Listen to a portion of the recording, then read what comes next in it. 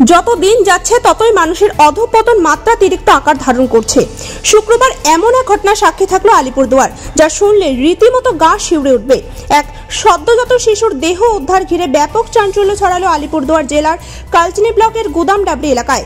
স্থানীয় সূত্রে খবর, গুদামডাবরি সংলগ্ন বক্সা ব্যাঘ্র প্রকল্পের জঙ্গলে কেউ বা কারা প্লাস্টিকে মোড়া ওই সদ্যজাত শিশুর দেহটি ফেলে দেয়। এরপর শুক্রবার সকালে বিষয়টি স্থানীয়দের নজরে পড়ে। খবর দেওয়া হয় পুলিশে। এদিকে খবর পেয়ে ঘটনাস্থলে এসে মৃতদেহ উদ্ধার করে ঘটনার তদন্ত শুরু করেছে হাসিমারা ফাঁড়ির পুলিশ।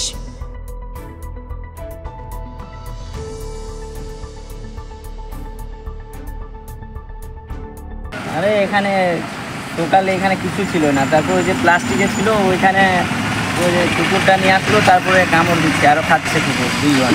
কি আছে আমরা ওই ছোটো বাচ্চার ওই যে ছোটো বাচ্চার মাথাগুলো আছে, আরও আদা খাইয়ে দিতে প্লাস্টিকে পোকা বইরে রাখছিল ওটা।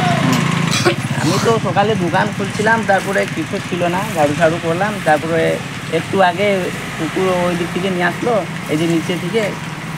রাত্রে তো এইদিকে গাড়ি দাঁড়াই ছিল 3টার দিকে, আরও আওয়াজ কিছু আসতেছিল, কিন্তু আমরা এখানে তো রোডের সামনে বাড়ি, তো গাড়ি তো যাওয়া আসা করে, তাই জন্য পিসাব করছে বইলে। তো দেখি তো এখানে দেখতেছি সকালে এরকম। হ্যাঁ, ফেলে চলে গেছে মনে হয়। কি নাম আপনার? আমার নাম তো এই জায়গার নাম? এই জায়গা গুদামডাবরি চৌপাতি। হ্যাঁ, গুদামডাবরি চৌপাতি রেলগেট।